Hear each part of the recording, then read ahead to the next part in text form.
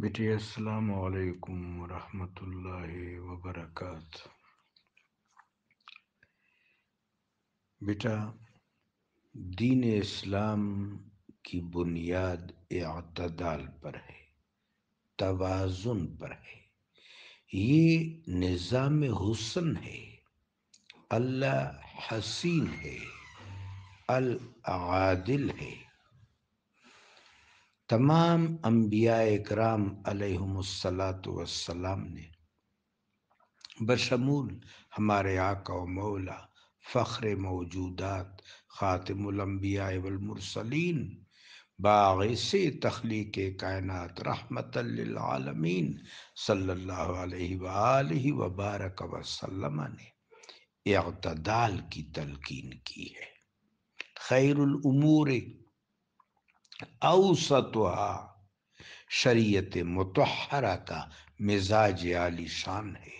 رب جلیل کا فرمان ذی شان ہے، اعدلوا اقرب للتقوی، اعتدال کرو، یہ تقوی کے زیادہ قریب ہے۔ اور قرآن متقین کے لیے ہدایت۔ جہاں تک بیٹا لفظ مسلمان کا تعلق ہے، مسلمان تو شروع سے ہیں۔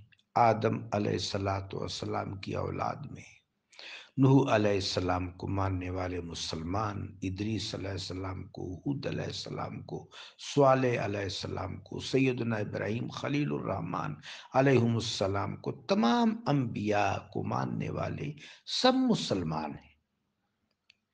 ہاں، امت محمدیہ کی بات آپ فرما رہے ہیں بیٹا۔ ویسے تو رسول اللہ صلی اللہ علیہ وسلم کی امت کا تصور آفاقی اور عالمگیر ہے۔ تمام انبیاء علیہم السلام، تمام انبیاء، تمام رسل عظام کی امتیں دراصل رسول اللہ صلی اللہ علیہ وسلم کی امت ہیں۔ میرے آقا و مولا علیہ السلام سید الاولین بھی ہیں، سید الآخرین بھی ہیں، شہید اکبر بھی ہیں، شاہد معظم بھی ہیں۔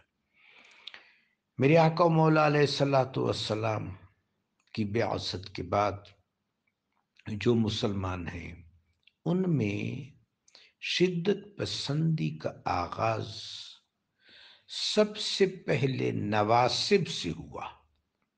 نواسب وہ لوگ تھے جو اہل بیت اطہار سے بغض رکھتے تھے۔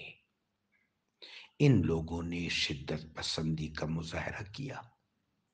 اس کے بعد امیر المومنین سیدنا علی کرم اللہ تعالی وجہ الکریم کے دور میں خوارج کا گروہ جو تھا، انہوں نے بھی شدت پسندی کی انتہا کر دی۔ یہ سلسلہ چلتا رہا۔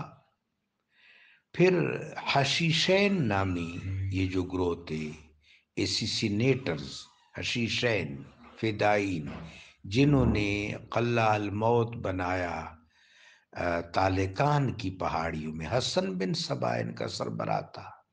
ان لوگوں نے بہت شدت پسندی کی، خودکش حملوں کا رواج انہی لوگوں سے ہوا۔ اس کے بعد کرامتی، یہ بہت شدت پسند تھے، انہوں نے بڑے مظالم، بڑے مفاسد روا رکھے۔ تو جہاں تک پاکستان کا تعلق ہے بیٹا، پاکستان میں یہ کام یوں سمجھیں کہ مناظروں میں، مجادلوں میں تو تھا، مناظروں میں، مجادلوں میں، تکفیری فتووں میں شدت پسندی کا اظہار ہوتا رہتا تھا۔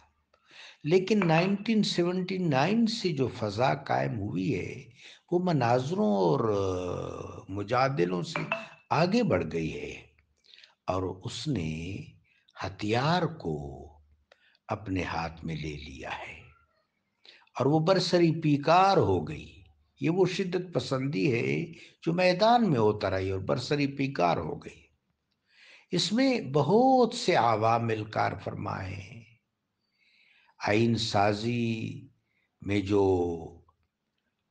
طرح طرح کی غفلتیں ہوئی، حکمرانوں کی طرف سے جو لوگوں کو محرومی کا احساس درپیش ہے، اس کے علاوہ ممبر و محراب سے جو زہر اگلا جا رہا ہے، مختلف شدت پسند تنظیمیں، تفرقہ بازیاں، یہ گروہی جماعتیں نیم سیاسی نیم مذہبی جماعتیں، تشدد آمیز رویے، اور یہ ممبر و محراب کی سطح سے طرح طرح کے فتاوے اور خلق خدا کو، خاص طور پر نسل نو کو شدت پر، غیر معتدل رویے پر اور تصادم پر ابھارنا، یہ بہت سی ایسی محرکات ہیں جنہوں نے حالات اس قدر خراب کر دیے کہ آج ظہر الفساد فی البر والبحر کی صورت رونما ہے۔ اللہ تبارک و تعالی جل شانہ اہل اسلام کو اعتدال اور توازن اور ادب و حلم کی توفیق رفیق عطا فرمائے، آمین۔